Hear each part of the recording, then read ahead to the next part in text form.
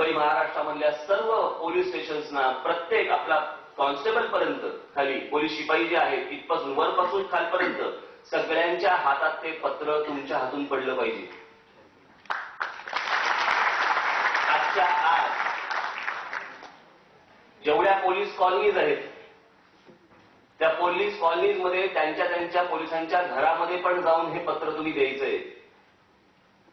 ते पत्र काय आहे ते तुम्हाला आता थोडक्यात वाचून दाखवतो. थोडक्यात म्हणजे काय पूर्ण एक पाणीच आहे, काळजी नसावी. महाराष्ट्रातील माझ्या सर्व पोलीस बांधव व भगिनींनो, सर्व महाराष्ट्रातील कायदा व सुव्यवस्था आपल्यामुळे सुव्यवस्थित आणि नीट आहे.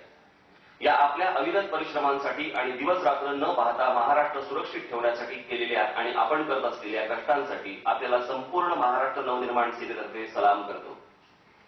वेळेवर जेवण खाणं नाही, ड्युटीचे ठरलेले तास नाही, मुंबईत पुण्यात नाशिकात वगैरे घरांचा पत्ता नाही, कुटुंबियांसाठी द्यायला हक्काच्या सुट्टीची वेळ नाही, एकीकडे अनधिकृत झोपड्यांमध्ये राहणाऱ्या भैयांना अधिकृत फुकट घर महाराष्ट्र सरकार देत आहे, पण तुम्हाला कायमस्वरूपी घर नाही, याविरुद्ध बोलायला कायद्याने बंदी, युनियन बनवता येत नाही, पश्चिम बंगालमध्ये अशी युनियन आहे.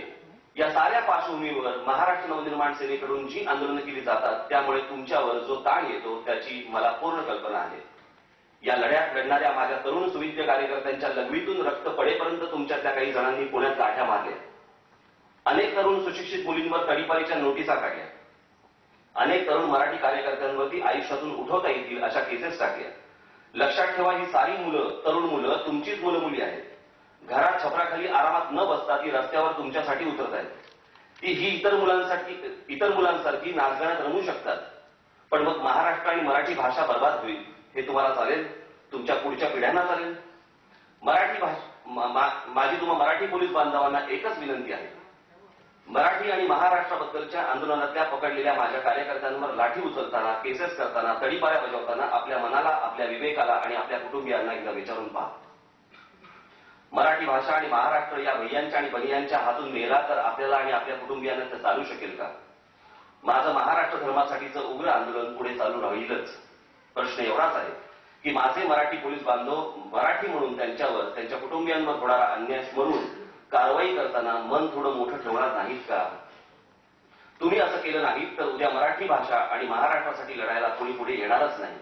तेव्हा मात्र ओक्साबोक्षी लढण्याची पाळी तुमचीच असेल.